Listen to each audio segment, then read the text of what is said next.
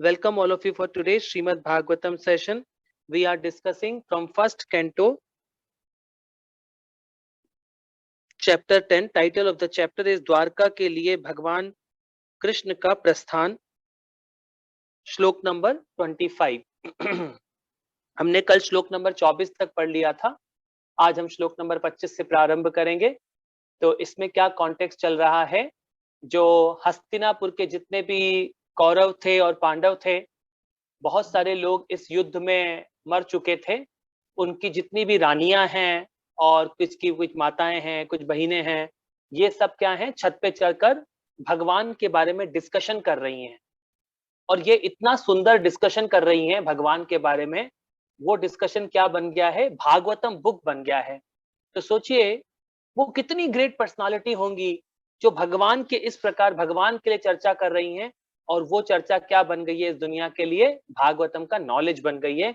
और पूरी दुनिया को इस भक्ति के मार्ग पर उन गोपियों की चर्चाएं, उन कौरवों की पत्नियों की चर्चाएं भागवतम बुक है और पूरी दुनिया को भक्ति के लिए गाइड कर रही हैं. तो भगवान बताते हैं ये जो मेरे पर्सनल भक्त होते हैं, जैसे कुंती महारानी है, उत्तरा है, द्रौपदी महारानी है, या जितनी भी ये पत्नियां हैं कौरवों की, ये सब क्या थी भगवान की, भाई ये भगवान से अनन्य प्रेम करती थी. जबकि इनको पता था ये जो हमारे सामने जो आदि पुरुष कृष्ण खड़े हैं, ये क्या है, सबके रचयिता ये हैं. इसीलिए भगवान से सुंदर प्रेयर कर रही हैं. भगवान जा रहे हैं और अपनी लज्जा और शर्म से भगवान के ऊपर फूलों की वर्षा कर रही हैं छत पे से खड़े होकर, और सुंदर भगवान के बारे में चर्चा कर रही हैं कि ये सुप्रीम भगवान कौन है. तो पहले तो वो भगवान के इस प्रकार से जो फीचर्स होते हैं, भगवान कितने ग्रेट हैं, उसके बारे में बता रही हैं. धीरे धीरे ये भगवान के पर्सनल प्रेम के बारे में आगे बढ़ेंगी. तो ये करीब 15 से 16 श्लोक हैं जिसमें उन्होंने भगवान का ग्रेट ग्लोरिफिकेशन किया है सारी रानियों ने. तो हम लोगों ने कल श्लोक नंबर 24 तक पढ़ा था. बहुत इंपॉर्टेंट श्लोक था 24 नंबर. वहां तक हमने देखा, हे सखियों, यहाँ पर वही भगवान है जिनकी आकर्षक तथा गोपनीय लीलाओं का वर्णन बड़े बड़े भक्तों द्वारा वैदिक साहित्य के गुह्यतम अंशों में हुआ है. वो ही भौतिक जगत की सृष्टि करने वाले, पालने वाले तथा संहार करने वाले हैं. फिर भी वे उससे अप्रभावित रहते हैं. तो ये सब क्या बताना चाह रही हैं सारी की सारी, ये जो पूरी की पूरा क्रिएशन करने वाले भी भगवान हैं, ये सारी लीलाओं को क्रिएट करने वाले भी भगवान हैं, इस मिट्टी के शरीर के ओनर भी भगवान हैं, आत्मा के ओनर भी भगवान हैं. फिर भी भगवान ये जो मटेरियल वर्ल्ड में ये सब कुछ हो रहा है, इससे क्या रहते हैं, अप्रभावित रहते हैं. वो अपने स्पिरिचुअल वर्ल्ड में, ये सब मिट्टी का संसार क्या है, टेम्परेरी है. यहाँ पर बड़े बड़े ग्रेट पर्सनालिटीज आते हैं, जैसे अलेक्जेंडर दी ग्रेट आए, उन्होंने कहा पूरे संसार पे मैं राज्य करूंगा. कुछ ही दिनों बाद मर जाते हैं. मिट्टी का संसार है, टेम्परेरी है, सब कुछ टेम्परेरी है, यहाँ पर हर चीज टेम्परेरी है. परंतु ये बता रही हैं कि जो आदि भगवान हैं, उनकी आकर्षक तथा गोपनीय लीलाओं की वर्णन बड़े बड़े भक्तों द्वारा वैदिक साहित्य के गुह्य अंशों में हुआ है. तो गुह्य अंशों में होने का क्या मतलब बता रही है ये, कि जो कृष्ण हैं, कृष्ण को आदि भगवान बहुत कम लोग जानते हैं इस दुनिया में. सब क्या बोलते हैं कि नहीं विष्णु भगवान है, विष्णु से कृष्ण आए हैं. कोई बोलता है नहीं ब्रह्मा है, कोई बोलता है नहीं शिव तत्व शिवा है, कोई बोलता है दुर्गा है. तो जो आदि भगवान है कृष्णा, ये क्या है, गुह्यतम नॉलेज है. ये भगवान के प्योर भक्तों से ही हमें मिल पाता है ये रियल नॉलेज कि सुप्रीम भगवान कौन है और उनके साथ हमारा क्या रिश्ता है. तो ये गोपियों के हृदय में भगवान बसे हुए हैं और वो इस प्रकार की चर्चा कर रही हैं कि ये जो भगवान है ये क्या है, वैदिक साहित्य के गुह्यतम अंशों में हुआ है. तो जो भगवान की जो लीलाएं होती हैं, ये किस प्रकार है, जैसे विश्वनाथ चक्रवर्ती ठाकुर हैं और भक्ति विनोद ठाकुर हैं, इन्होंने क्या है, भगवान के इतने सुंदर गीत लिखे हैं और इतना सुंदर भगवान का वर्णन किया है. तो ये सब भगवान के प्योर डिवोटीज क्या करते हैं, पर्सनलाइज लेवल पे ये सब डिस्कशन करते हैं. तो ये सारी गोपियां भी क्या है, अपने पर्सनल लेवल पे भगवान का ग्लोरिफिकेशन कर रही हैं. आगे क्या बोलते हैं, वो क्या बोल रही हैं, वो ही भौतिक जगत की सृष्टि करने वाले, पालने वाले, संहार करने वाले, फिर भी वो उससे अप्रभावित रहते हैं. तो फिर भी क्या रहते हैं भगवान, एक्चुअली सब कुछ भगवान कर रहे हैं, आपको क्रिएट भगवान करते हैं, आपको पालते भगवान हैं, डिस्ट्रॉय भगवान करते हैं, सब कुछ भगवान करते हैं, फिर भी क्या है भगवान इन सब से अप्रभावित रहते हैं। भगवान कभी भी किससे अटैच नहीं होते, जबकि पूरा कुरुक्षेत्र का युद्ध भगवान ने ही लड़ा है, सब कुछ भगवान कर रहे थे। जब एक बारबरी था, वो पूरे युद्ध को देख रहा था, जब उससे अंत में पूछा गया तो उसने बोला ये तो कृष्णा कर रहा था, सबको कृष्णा ने मारा है, सब कुछ सारा युद्ध का पूरा प्लानिंग कृष्णा कर रहे थे। तो ये तो क्या होता है, अल्टीमेटली भगवान ही करते हैं, इस मिट्टी के शरीर को भी भगवान ही चलाते हैं। बस ये तो लिविंग एंटिटीज की आत्माओं की फ्री विल होती है, डिजायर होती है, इस प्रकार वो एक्शन करते हैं और भगवान उन एक्शन को, मतलब इस मिट्टी के बॉडी को उस एक्शन के लिए सैंक्शन करते हैं कि ये इस लिविंग एंटिटी की डिजायर है, क्योंकि भगवान ने हमें क्या दिया है, फ्री विल दी है। इस भौतिक संसार में एक्शन करने के लिए कृष्णा ने हमें फ्री विल, मतलब हम ताकि अपनी फ्री इच्छा से भगवान को प्रेम कर सकें, इस प्रकार भगवान ने फ्री विल दी है और कभी भी भगवान आपकी फ्री विल को नहीं छीनते हैं। तो आप जब इस नॉलेज को समझ जाते हैं, फिर हम क्या कर पाते हैं, भगवान की प्रेममयी सेवा कर पाते हैं फ्री होकर। उस प्रेममयी सेवा में जो आनंद है वो आपका क्या है, वो आपका रियल कर्तव्य है, वो आत्मा का रियल कॉन्स्टिट्यूशनल पोजीशन है भगवान की सेवा करना। वो ऐसा नहीं है जैसे होता है ना, जैसे मछली के लिए क्या कॉम्पिटेबल सिचुएशन है, वो पानी के अंदर रहे, ऐसे ही हमारी क्या कॉम्पिटेबल सिचुएशन है कि हम स्पिरिचुअल वर्ल्ड में भगवान के साथ रहे। वो हमारा रियल नेचुरल पोजीशन है आत्मा का। और जैसे ही हम मिट्टी के बॉडी में आ गए हैं हम लोग, तो सब लोग फ्रस्ट्रेट हैं यहाँ पर। कभी किसी परिवार में कोई खुश हो ही नहीं सकता, सब देश आपस में लड़ेंगे, एक दूसरे को मारेंगे, फ्रस्ट्रेट रहेंगे, एंजाइटी में रहेंगे, परेशान रहेंगे सब लोग, क्योंकि ये बॉडी हमारे लिए कॉम्पेटेबल नहीं है। आत्मा के लिए ये सही चीज नहीं है ये बॉडी। ये मिट्टी का बॉडी जो क्या होता है, बार बार जन्म होता है, फिर बूढ़ा होता है, फिर इसमें बीमारियां आती हैं और फाइनली डिकम्पोज हो जाता है। तो ये बॉडी हमारे लिए सुटेबल चीज नहीं है। मगर अभी क्या है, ये मिट्टी का जैसा भी बॉडी मिला है हमें, इसका उपयोग करना है हमें, ताकि हम इसको कृष्णा कॉन्शियसनेस में इन्वॉल्व करें, धीरे धीरे अपने आप को प्यूरिफाई करें, और हम जो हमारा रियल कॉन्स्टिट्यूशनल पोजीशन है कि हम भगवान की सेवा करें, भगवान के धाम में रहें, हम लोग वापस पहुंच सकते हैं। जिस प्रकार जैसे कोई जेल में बहुत सारे कैदी होते हैं, वो अपने आप को रिफॉर्म कर लेते हैं, अपना अच्छा बिहेवियर दिखाते हैं वहां के जेलर को, तो जेलर क्या बोलता है, चलो इसके लिए एक स्पेशल रिक्वेस्ट करते हैं, इसको जल्दी छोड़ा जाए, इसकी सजा 20 साल है, इसको 10 साल में छोड़ दिया जाए, क्योंकि ये कैदी क्या है, अब रिफॉर्म हो गया है। ऐसे ही क्या होते हैं, अगर हम अपने आप को रिफॉर्म कर लेंगे, तो ये फिर माया देवी क्या करती है, हमें थोड़े दिन टेस्ट करेगी। अगर आप टेस्ट क्लियर कर लेते हैं माया का, तो आप यहां से निकल सकते हैं, इस भौतिक संसार से आप निकल सकते हैं। चलिए अब हम श्लोक नंबर 25 पे आते हैं। श्लोक नंबर 25 बहुत सुंदर है। श्लोक नंबर 25 का तात्पर्य पढ़ने के लिए अमिता जी आप पढ़ेंगे, जो टॉप में दिख रहे हैं नंबर 1 पे, अमिता जी।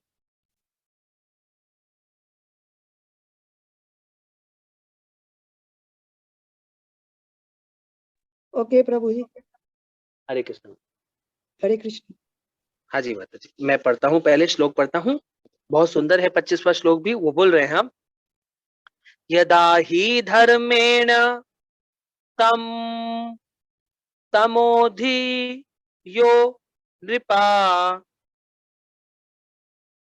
जीवन्ति तत्रेष ही सत्यवत्त किल धत्ते धत्ते भगम सत्यकृत दयाम यशो भवाय रूपाणि दधा धूग युगे। बोल रहे हैं, जब भी राजा तथा प्रशासक तमो गुणों में स्थित पशुओं की तरह रहते हैं, तो भगवान अपने दिव्य रूप में अपनी परम शक्ति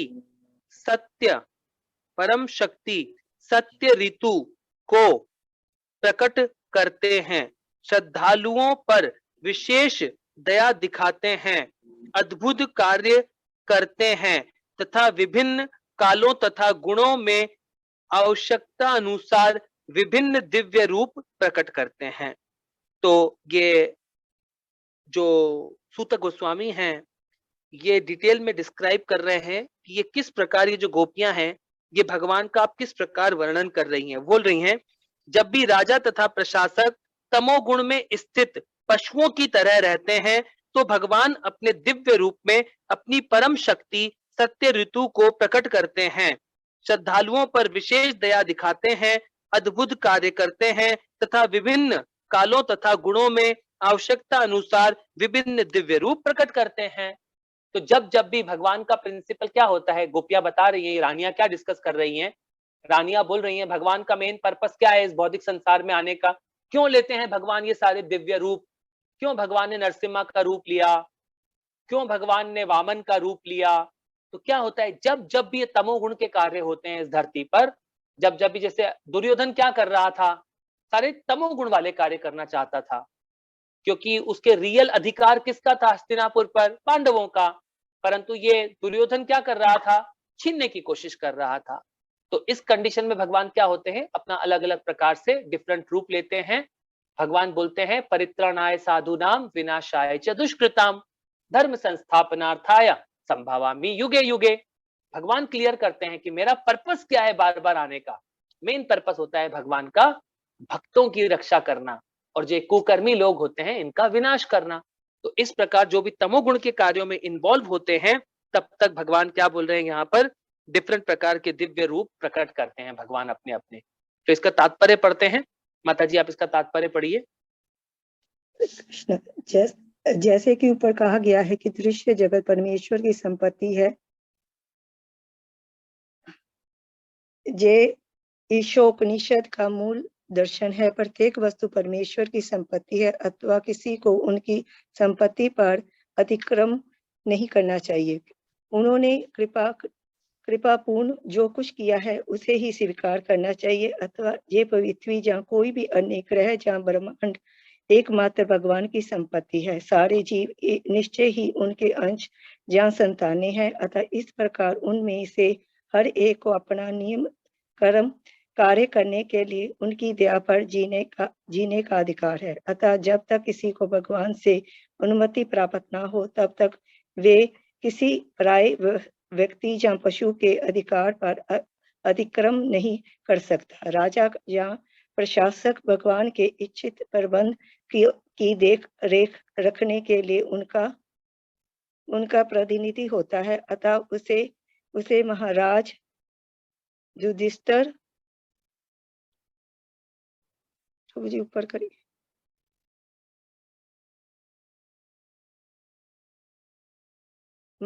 उसे महाराज युधिष्ठिर या परिषद के सामान्य व्यक्ति होना चाहिए। ऐसे राजाओं के विश्व पर शासन करने का ज्ञान तथा पूरा उत्तरदायित्व प्रामाणिक पुरुषों से प्राप्त होता है, लेकिन समय समय पर बहुत ही प्रकृति के निम्न गुणों तमोगुणों के प्रभाव से राजा तथा प्रशासक बिना किसी ज्ञान तथा उत्तरदायित्व के सतागुण हो जाते हैं, और ऐसे मूर्ख प्रशासक अपने व्यक्तिगत स्वार्थ के लिए पशुओं की तरह रहते हैं। इसका परिणाम ये होता है कि पूर्ण वातावरण अजागरूकता तथा विशासक तत्वों से परिपूरित हो उठता है। मानव समाज में भाई भतीजा बास धूप धोखाधड़ी मारामारी तथा उसके कारण दुर्भि रोग जोधा तथा इसी प्रकार के अन्य उत्तरकारियों द्वारा तत्वों का प्रबंधन हो जाता है। भगवान के भक्त तथा श्रद्धालु लोगों को सभी प्रकार के से दंडित किया जाता है। ये सारे लक्ष्य इस बात से सूचक है कि धर्म की स्थापना करने तथा कुशासन का विनाश करने के लिए भगवान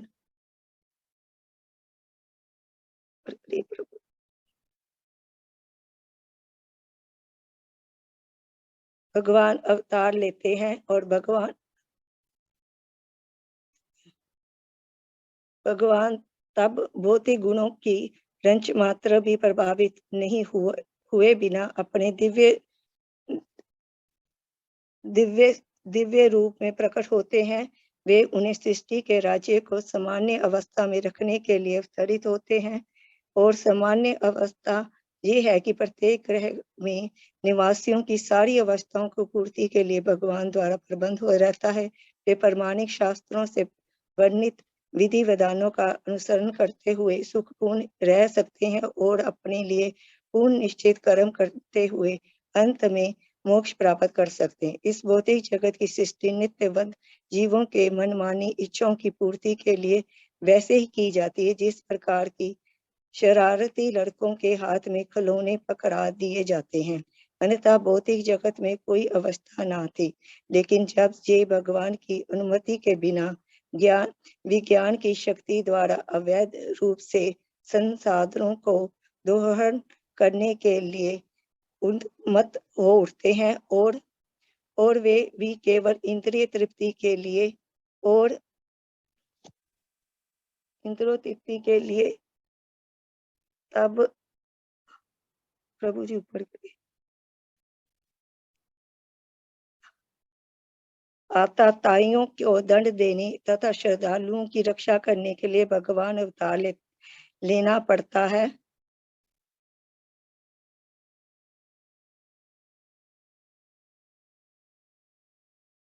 जब वे अवतारित होते हैं तब वे अपना परम अधिकार जताते हुए अलौकिक कार्य करते हैं और रावण, हिरण्यकुश तथा कंस जैसे भौतिकवादियों को समुचित रूप से दंडित करते हैं। वे इस तरह कर्म करते हैं कि कोई उनकी नकल नहीं कर सकता। उदाहरण, जब राम ने रूप से भगवान प्रकट हुए तो उन्होंने हिंद महासागर में सेतु बांधा।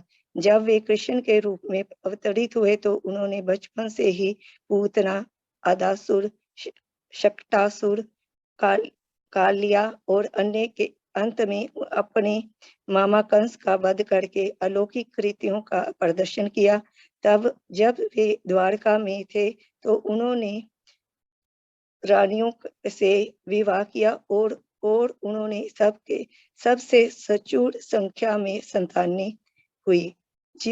उनके निजी परिवार के सदस्यों की संख्या कुल मिलकर 2 लाख तक पहुंच गई और वे यदुवंश के नाम से प्रसिद्ध हुए। पुनः उन्होंने अपने जीवन काल में ही उन सब का विनाश कर दिया।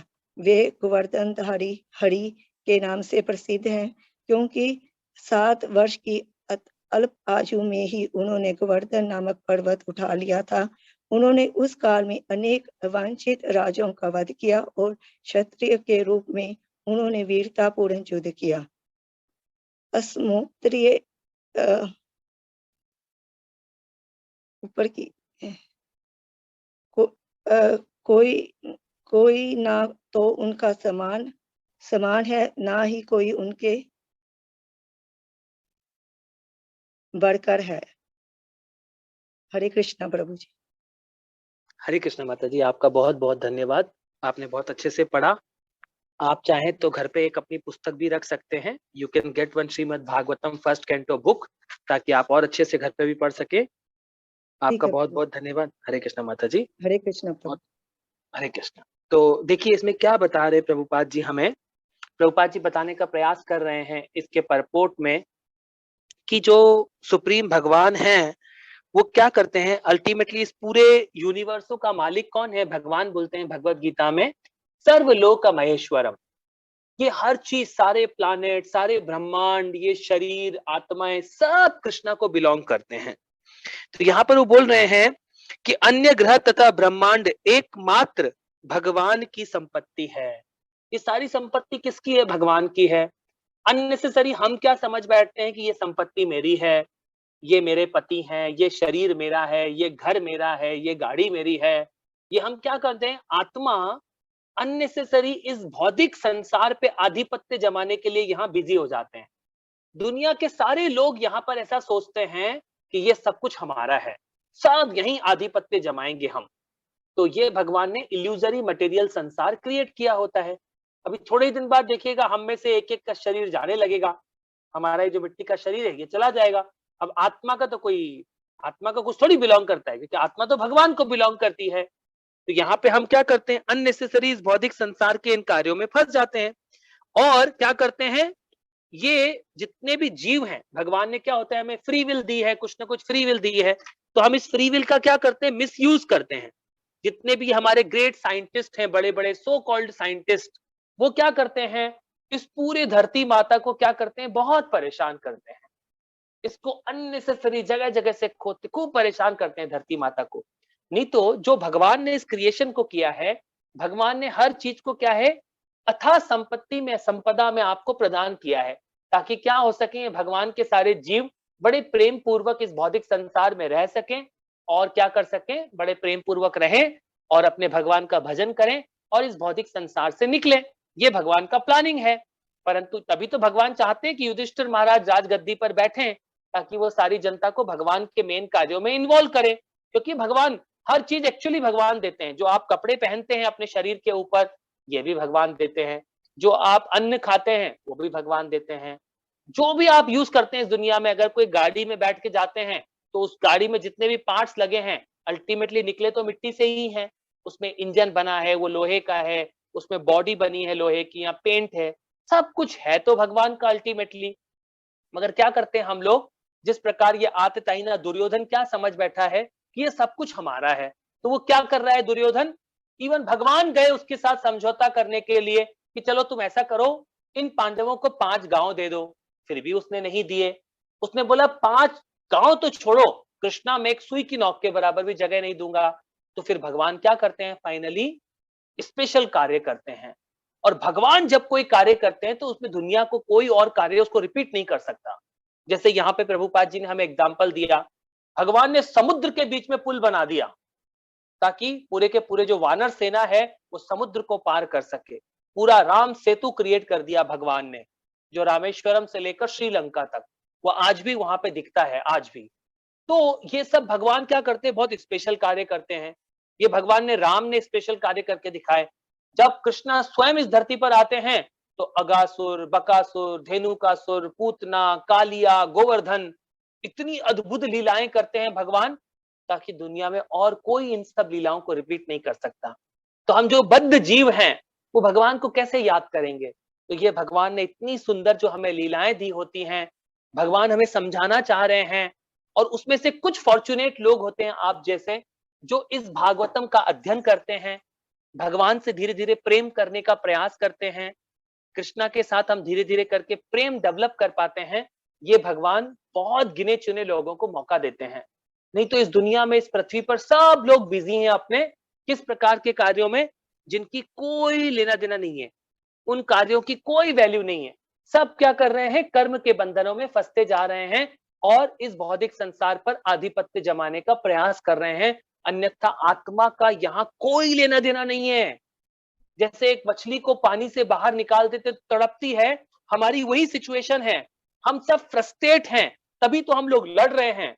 माता पिता, भाई बहन, मैंने कल एक माता का कॉल आया, उनकी बेटी घर से बाहर चली गई है, एक लड़की के साथ अलग रहने लगी है। इधर से पति परेशान है, पत्नी परेशान है, पूरा परिवार परेशान है। मैंने कहा भाई ये क्यों हो रहा है, क्योंकि सब क्या कर रहे हैं पूरे परिवार में, सब अपना अपना आधिपत्य जमाने की कोशिश कर रहे हैं, सब एक दूसरे को नीचा दिखाने की कोशिश कर रहे हैं। जबकि आत्मा का तो ये कार्य नहीं है। सब भूल जाते हैं कि थोड़े ही दिन बाद ये मिट्टी का शरीर छूटने वाला है। परंतु जब हम भक्तों के संग में आते हैं, वैष्णवों के संग में आते हैं, प्रभुपाद जी के संग में आते हैं, तो हम क्या हो पाते हैं, बहुत प्रेम पूर्वक शांति से भजन कर पाते हैं। तो भक्तों के साथ रहने का क्या आनंद है कि हम प्रेम पूर्वक भगवान के इस भजन को करें। और प्रेम पूर्वक हमें सिर्फ इस मिट्टी के शरीर को और आत्मा को साथ रखने के लिए कुछ थोड़ी सी 2-3 रोटी चाहिए, थोड़ा सा दूध दही और ये सब्जी मिल जाए तो ये शरीर चल जाएगा।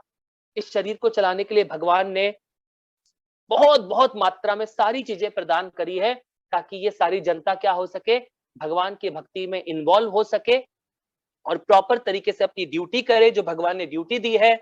और क्या हो सके, वो सब लोग अपने मेन कार्य में, भक्ति में प्रोग्रेस करके इस मिट्टी के संसार से निकल जाए। ये भगवान का प्लानिंग होता है। मगर तो अगर हम इस प्लानिंग को फॉलो नहीं करते तो क्या करते हैं हम, जैसे कि जेल में कैदियों को डाल दिया जाता है तो क्रिमिनल लॉज फॉलो करते हैं, और हमें कहां डाल दिया गया है, इस मिट्टी के संसार में डाल दिया गया है, तो यहाँ हमें माया के रूल्स फॉलो करने पड़ते हैं। माया जो चाह रही है वो हम कर रहे हैं। माया हमें इल्यूजन में फंसा दिया है यहाँ पर। ये इल्यूजरी मटेरियल बॉडी हमारे ऊपर डाल दिया गया है। तो ये प्रभुपाद जी इस श्लोक के माध्यम से हमको समझा रहे हैं कि हमारा मेन पर्पस क्या है। इस मनुष्य जीवन का मेन पर्पस है कृष्णा के डिवोशनल सर्विस, मतलब भगवान की प्रेममयी सेवा में लगना। तो जब आप भगवान कृष्ण की प्रेममयी सेवा में लगेंगे तो आप इस भौतिक संसार से धीरे धीरे करके क्या होते हैं, आपका जो यहाँ से अटैचमेंट है वो धीरे धीरे कम होने लगता है और कृष्णा के साथ हमारा अटैचमेंट बढ़ेगा, तो यहाँ से आपका डिटैचमेंट बढ़ेगा। अगर आपको भगवान से अटैच होंगे तभी जाके यहाँ पे डिटैचमेंट होगा, ऑटोमेटिक होगा आपके जीवन में। ऑटोमेटिक यहाँ से आपको डिटैचमेंट हो जाएगा, आपको यहाँ की वस्तुओं से प्रेम नहीं रहेगा। तो वो होना बहुत जरूरी है, इसी एक लाइफ में होना जरूरी है। और आप बहुत भाग्यशाली होते हैं जो डेली इस भागवतम को अटेंड करते हैं। बहुत फॉर्चुनेट होते हैं जो ये हम सब आपस में चर्चा करके इस भागवतम को समझ के अपना डेली 16 माला का जप करके कृष्ण का डेली प्रसाद खाकर भगवान का प्रेम पूर्वक जब आप प्रसाद खाएंगे तो ये जो हृदय की भौतिक इच्छाएं हैं ये धीरे धीरे हृदय से खत्म हो जाएंगी। भगवान का नाम सुनेंगे कान में तो भगवान से प्रेम डेवलप हो जाएगा। तो आप जिस दिन आपका लास्ट दिन होगा आप कृष्णा कॉन्शियस होकर यहाँ से ट्रांसफर हो जाएंगे। तो ये होना बहुत जरूरी है एक हमारे लिए, नहीं तो वापस इस प्रोसेस में हमें इसी मिट्टी के प्रोसेस में फिर से फंसना पड़ेगा। तो हम सबको अपनी ये जो डिवोशनल सेवा है उसको बहुत प्रेम पूर्वक करते रहना चाहिए, अच्छे से करते रहना चाहिए। तो आप सभी भक्तों का बहुत बहुत धन्यवाद। इस कथा को हम आज यहीं विराम करते हैं और